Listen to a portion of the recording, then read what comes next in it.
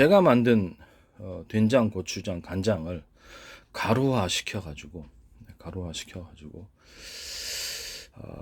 파는 것도 괜찮을 것 같아요. 왜냐면 된장 같은 경우에도 끓여서 만드는 된장, 끓여서 만드는 고추장, 끓여서 만드는 간장이 되거든요. 제 방식은 기존의 전통적인 방식을 전혀 따르지 않고 메주가루를 넣지 않습니다. 그래도 굉장히 맛이 너무 좋거든요.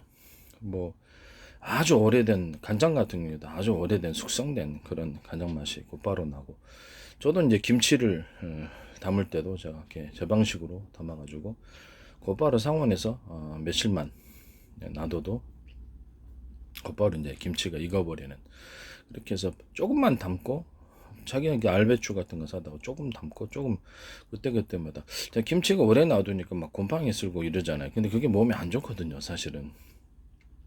불가피하다. 옛날에는 이제 냉장고가 상대적으로 좀 부족해서 냉장고, 김치 냉장고인데 넣어도 그게 잘못 담그면 그런 곰팡이가 씁니다. 그래서 저는 그게 별로 몸에, 곰팡이는 일단 독소가 생기기 때문에 좋지 않다고, 그냥 알배추 사다가 그냥 담그시면 된다고 저는 생각하거든요.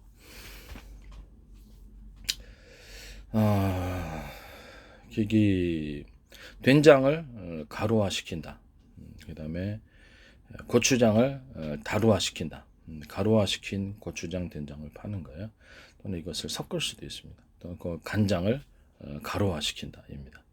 특히 제 방식에 이렇게 만드는 간장을 가루화 시켜서 그것을 완전 휴대가 이제 편하게 하고 뭐 고형화 시킬 수도 있습니다만, 딱히 그럴 필요가 있을까라는 생각이 듭니다. 그냥 스틱 안에 넣어가지고 하시는 게 좋을 거예요. 고형화 시키려면 또 다른 게 들어가서 그것을 첨가제가 들어가서 해야 되기 때문에 저는 몸에 그게 과연 좋겠는가라는 생각이 듭니다. 그게 뭐가 됐든 간에 원래 맛을 변형을 시키기 때문에 차라리 그냥 스티커화 시켜가지고 간편하게 그냥 딱 털어 놓으면은 뭐 우동이 완성된, 간장, 제 방식의 간장 우동이 완성된다든지, 보통 라면 회사에서 액상으로 이렇게 파는데, 저는 이제 그렇게 해서 하는 게 더 나을 것 같아요. 저는 고춧가루, 그럼 이제 고추장하고 된장하고 섞어가지고 진간장, 뭐 이렇게 진간장이 됐든 뭔 간장이 됐든 간장을 섞어서 그걸로 그냥 가루 형태로 해서 타기만 하면 곧바로 뭐 우동 만든다든지, 뭐 기타 뭐 야채도 들어가겠죠. 야채도 가루화 다 시키니까 마늘 가른 거 좀 익혀가지고 이렇게 넣고, 고춧가루도 넣을 수 있고, 이런 식으로 해서 가루화 시켜서 한 봉만 딱 넣어갖고 하면은 딱 되는 거. 기본 구성은 이렇습니다. 된장이나 고추장 가루 또는 진간장 가루를 넣고요. 그다음에 뭐 식품마다 다 들어가야 될 구성 요소가 틀리니까 기본적으로 마늘 가른 거하고 양파 가른 거 조금 넣어주고, 익혀서 넣어야 되겠죠. 건조화시켜서 분말로 넣어줍니다. 그다음에 청양고추를 분말로 넣어줍니다. 다시마를 조금 분말로 넣어줍니다. 이 상태에서 소금이 좀 더 필요하다면 소금도 분말화 시켜서 같이 넣어줍니다. 대파도 필요하다면 분말화 시켜서 넣어줍니다. 이렇게 해서 넣어주면 됩니다. 그 다음에 소고기나 돼지고기, 닭고기를 분말화 시키면 좋은데, 기존에 제품화된 게 있어요. 제품화된 게 있는데 그거는 좀 별론 것 같아요. 제가 보기엔 별론 것 같고, 차라리 사골 분말 이런 식으로 나온 거 있잖아요. 그런 것을 첨가를 시켜가지고 사골 분말, 뭐 돼지 분말도 있어요. 소고기 분말, 닭고기 분말, 사골 분말화된 거 있어요. 제품으로 나오거든요. 쌉니다. 그걸 첨가시켜서 이것만 넣으면은 맛이 딱 기본 육수가 완성되는, 뭐 그런 식으로 가면 될 것 같아요. 근데 새멸치 같은 거는 그렇죠. 새멸치 같은 것도 이렇게 가루로, 멸치하고 새우 들은 거 있어요. 그건 가루로 만들어 가지고 같이 넣어주면 맛이 이렇게 해서 스틱 한 봉으로 딱 넣어주면, 고체화 시킨 것은 내가 보기에는 건강에 조금 좀 의문스러운데, 고체화 시키기 위해서 또 다른 성분이 들어가는데 그게 과연 좋겠는가라는 생각이, 그냥 가루 형태로 해도 전혀 문제가 없는데 스틱 형태로 해서 판매합니다. 스틱 형태로 된장, 고추장, 간장, 진간장을 가루화 시켜서 판매한다. 건조 분말 가루화 시켜서 판매한다. 여기다 마늘 갈은 거 또는 양파 갈은 거 조금 익혀가지고 가루화시켜서 익혀서 넣는 게 제 기술 구조입니다. 익혀서 넣습니다. 그 다음에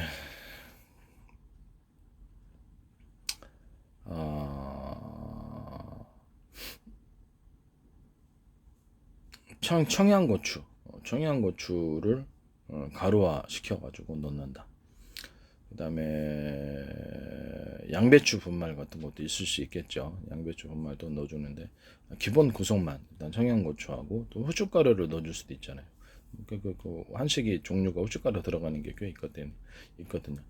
후춧가루 넣어준다. 그 다음에 다시마 가루 넣어준다. 이 정도 되겠습니다.